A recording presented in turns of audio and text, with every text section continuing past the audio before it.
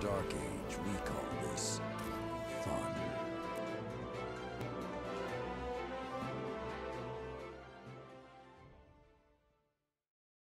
Welcome back, Huskies. This is Red Husky from Iron Huskies with a surprise episode of Crucible Labs. Don't worry, I'm still doing the Rat King episode. This just seemed a little bit more time sensitive. So Arc Week is coming up, and that means that a bunch of changes are coming. In Bungie's last weekly update, we got a good look at what's changing and, well, what's being put on hold. So before we get into the episode, let's take a minute to review what's changing this week, starting with Titans. This is going to be a long video, so if you already know all of this stuff, skip ahead of the time on the screen now to get to our data. So Bottom Tree Strikers, you're about to get even more punchy. One punch in PvE gives you a 25% damage buff and an extra 20% buff in Crucible. Also, whereas it used to take 10 seconds, it will now last 16 seconds. Knockout, which procs when you get a kill with a weapon, will increase your melee damage to a bonus of 60%, up from 25%. Now normally this perk only triggers on a shield pop, but now it also procs when you do at least 60% damage to a target. Pair this with something like One Eye Mask, and this looks like it'll be very strong. Duration is also increased from 3 to 5 seconds. Next up, Hunters. Both Top Tree and Bottom Tree are getting some enhancements. Combination Blow on Top Tree is being buffed by 22.7% in PvP after your first melee kill. This is in addition to the 50% it already gave you. And it stacks up to 3 times. And it now insta-heals 40 health in addition to the health regen it already used to give you. It's like a freaking One Eye Mask on a Hunter. If you have the exotic Gauntlet's Liar's Handshake, and you're not already using it, what are you doing? Get it out of your vault and start crushing people. But that's not all for Top Tree. Deadly Reach also gets a duration buff up to 8 seconds, and it doesn't go away after you hit someone once. Now Bottom Tree, and this one has buffs to all 4 of its perks. Disorienting Blow can now disorient people from further away by a factor of 50%, and people stay disoriented for a full 2 seconds now. Focus Breathing now effectively doubles your dodge recharge, which could be good to pair with Wormhusk. Combat Meditation increases your grenade and melee charge by an additional 25% when you're at red health. And Lightning Reflexes, which increases your damage resistance while dodging up to 40% in PvP. So Bottom Tree looks pretty good here. It has pretty decent increases to a pretty fast and disorienting playstyle. But the most compelling thing for me to want to play Hunter is Top Tree. Holy crap, you guys have it good this week. Now for my beloved Warlocks. We get buffs to Top and Bottom Tree as well.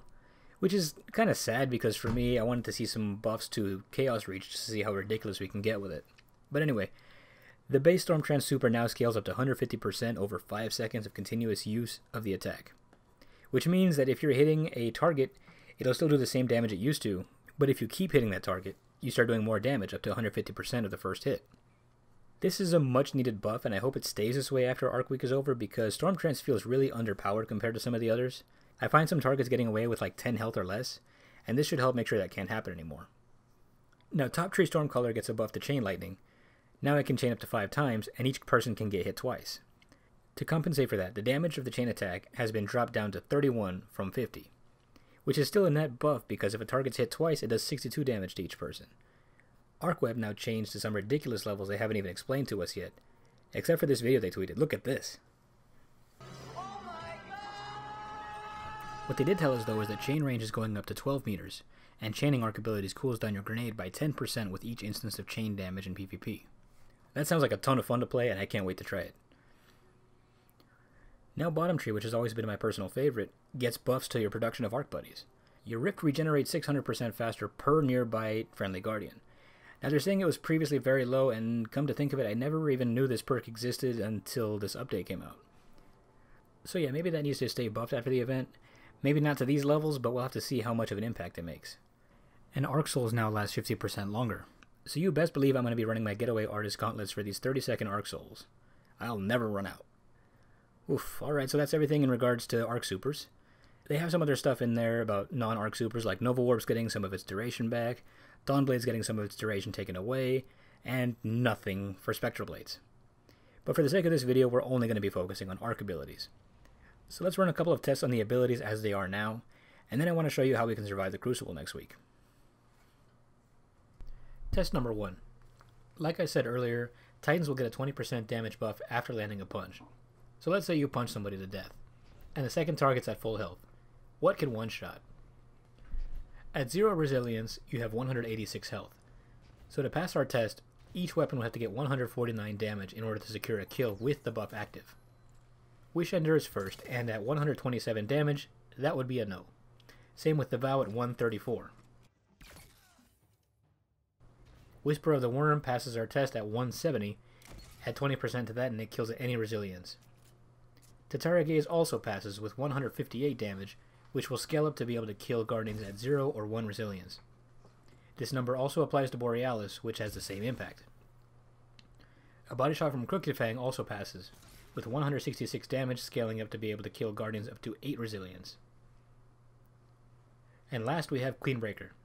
The bottom scope failed the test, but the top scope did 181, beating out the Whisper, and also being able to kill at any resilience.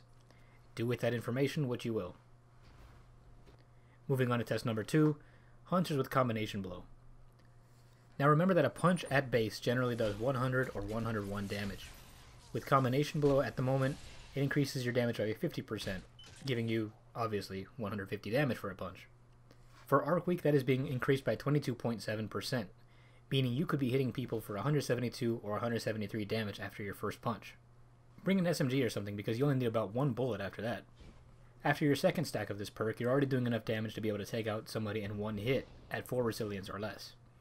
And at your third stack, you can kill anyone in 1 punch. So bring whatever makes you fast and go crazy. And now our third test, and this is the part where we tell you what you can do to keep yourself alive. Risk Runner is going to be your best bet for damage resistance purposes. If you get hit with arc damage from any source, you get a shield that resists 50% of all incoming arc damage for 5 seconds. This is in addition to its ability to chain lightning. Now you can be hit by an opponent's arc attack, or you can do it to yourself. So super quick, let's go through which grenades can proc it. Pulse Grenade, yes. Storm Grenade, yes. Arc Bolt, no. Flashbang, yes, but why would you even do that to yourself? Lightning Grenade, no. Skip Grenade, of course, no. And Flux Grenade, yes. And there you have it. That's how you can proc the ability all by yourself. Now let's see what we can tank with it. Risk Runner won't help you very much against supers. It still takes 2 hits from Stormtrance to kill you, and 1 hit from Arc Strider still kills. We didn't even bother with Fist of Havoc. Pulse Grenade will take a whole 5 pulses to kill you, so you really have to be oblivious to get killed by that. Arc Melee is dropped to 50, and even my Getaway Artist was pretty much made useless by it. But in terms of guns, we did get a couple numbers against some of the more common arc weapons. Tatara Gaze will still kill anyone, doing 217 damage to the head after the damage resistance. Using Loaded Questions, you have to land every bolt from the gun in order to secure the kill. Even if 1 missed, it would not kill. A direct impact from an Arc Grenade launcher wouldn't even kill. Even with a rocket launcher, you would only get the kill if you direct impact someone. If you hit the ground where they're standing, they could tank it. So with all of the arc weapons and abilities that will be going around this week, I can't recommend the Risk Runner any more than I am right now. It's 50% we're talking about. That's like having the damage resistance that supers give you pretty much at all times. Even if just to keep yourself alive longer, you should definitely go into your vault and pull this one out. That's all I got for this video, guys. Thank you for sticking with me this long. This is a really fun one to make. Thanks also to Ghost and Sid for helping me record this on a moment's notice. Like always, if I missed anything, please drop a comment to let us know and follow up later. Like if this helped you become a smarter Crucible player, and subscribe for more episodes like this. This has been Red Husky from Iron Huskies. You're watching Crucible Labs. Thanks again for watching, and I will see you all in this electrified Crucible.